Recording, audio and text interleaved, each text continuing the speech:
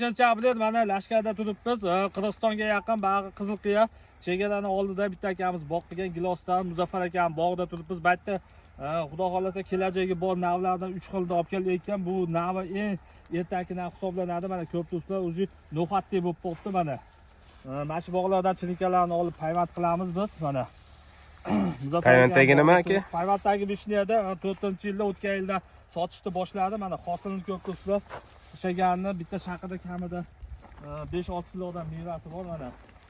O'zini chaynatib yegandan mana 100% mana isha bo'libdi mana. Hamma gulni ishlagan, qo'shalari yo'q. Mana bergi tuklarni olib kelib ko'rsatib qo'ying mana.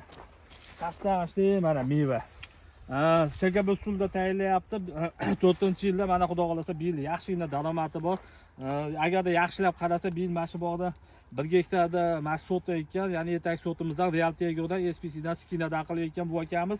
Mashina kamida bir 3-4 tonna gilos sotadi. Real tegoni o'zida mana qaranglar mana mevani. Vali buni pishganda video syomkalarni qilib tashlayman. Farg'onali bog'bon kanalini kuzatishda davom etinglar. Kanalda rivoj uchun bittadan like'larni bosib qo'yasizlar. Videoni gilosga qiziqqan do'stlarga yuborib qo'yasizlar. Sog' bo'lasizlar.